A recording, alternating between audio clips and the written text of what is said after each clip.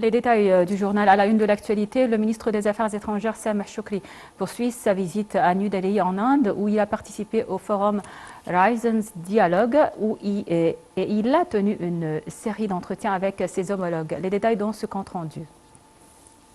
Le chef de la diplomatie, Sameh Shoukry, a participé à un dialogue intitulé Région d'opportunité de la Méditerranée Omer d'Oman au cours des travaux du forum Horizons Dialogue.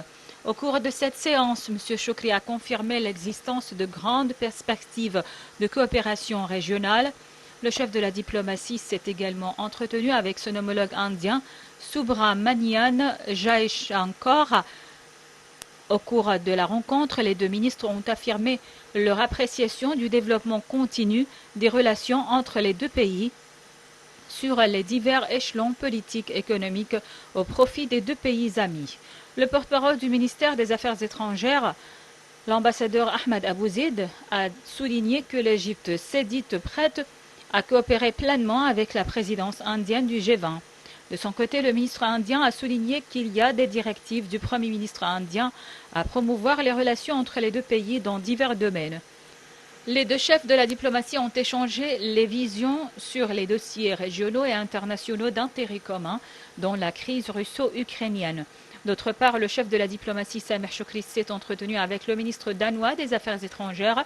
Le porte-parole du ministère a déclaré que Shoukry a affirmé que l'Égypte a la volonté de développer les relations avec le Danemark, confirmant l'existence de divers domaines de coopération prometteux entre les deux pays.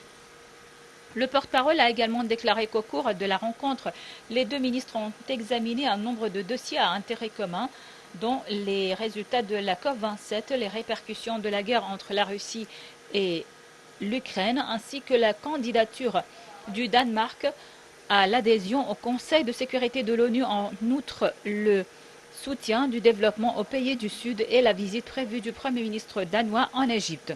D'autre part, M. Shoukry a tenu une réunion avec le ministre mexicain des Affaires étrangères, Marcelo Ebrard. Au cours de la rencontre, M. Shoukry a demandé que le système économique mondial devienne plus réactif aux besoins des pays en développement et ses priorités. L'Égypte a condamné dans les termes les plus fermes les déclarations provocantes faites par un ministre du gouvernement israélien selon lesquelles il a appelé à l'effacement de la ville palestinienne de Haoura située dans le gouvernorat de Naplouse. Dans un communiqué publié par le ministère égyptien des Affaires étrangères, l'Égypte a souligne que ces déclarations constituent une incitation dangereuse et inacceptable à la violence qui contredit les lois, coutumes et valeurs morales. Le communiqué a mis en exergue la position du Caire prônant l'arrêt des actes provoquants contre le peuple palestinien et des mesures unilatérales pour réaliser un cessez-le-feu entre les parties palestiniennes et israéliennes et favoriser le climat pour la reprise du processus de paix sur le principe de la solution de deux États et les résolutions de la légitimité internationale étant les seuls moyens d'instaurer la paix globale et juste dans la région et d'établir un État palestinien indépendant sur les frontières de 1967 avec pour capitale Jérusalem-Est. Retour en Égypte sous le parrainage du président Abdel Fattah el-Sisi et à l'occasion du mois de Ramadan, le ministère de l'Intérieur poursuit les activités de la 23e phase de l'initiative Kuluna Wahed, où nous sommes tous un, au niveau de toute la République. Les citoyens ont afflué massivement vers les points de vente et les pavillons annoncés par le ministère de l'Intérieur. Cette phase s'inscrit dans le cadre des recommandations de la direction politique de prendre les mesures nécessaires pour soutenir le système de protection sociale des citoyens. Une coordination a eu lieu avec les grandes entreprises et les chaînes commerciales pour participer à l'initiative afin de répondre aux besoins des citoyens et ce à travers 1074 points de vente, 31 expositions principales et 36 expositions secondaires dans divers gouvernorats de la République. Une coordination a également eu lieu avec les départements de la sécurité au niveau de la République en mettant en place des expositions pour garantir les produits alimentaires à des prix inférieurs à ceux du marché. Amen participe également à ces activités en offrant des produits via ses points de vente fixes et mobiles à l'échelle nationale à des prix réduits.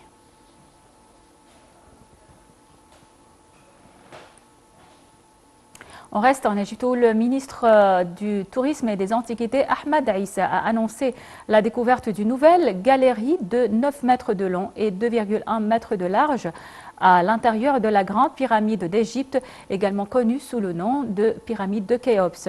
Lors d'une conférence de presse hier, M. Issa a expliqué que l'exploration des pyramides avait été entamée en 2015. Ce travail a été mené par les universités égyptiennes, le Conseil suprême des Antiquités et le ministère du Tourisme en coopération avec les universités des États-Unis, de France, d'Allemagne, du Japon et du Canada, a-t-il dit. Présent sur le site de Gizeh, le ministre du Tourisme a déclaré aux journalistes que le couloir à pignon avec un plafond triangulaire a été découvert sur la face nord de la grande pyramide du roi Khéops. Le très médiatique archéologue égyptien Zahi Hawass, scientifique supervisant le projet, a déclaré aux journalistes présents sur le site qu'il était fort possible que le tunnel protège quelque chose. À mon avis, il protège la véritable chambre funéraire du roi Khéops, a-t-il déclaré. La pyramide de Khéops est la dernière des 7 merveilles du monde antique, encore debout, et la plus grande des 3 pyramides de Gizeh.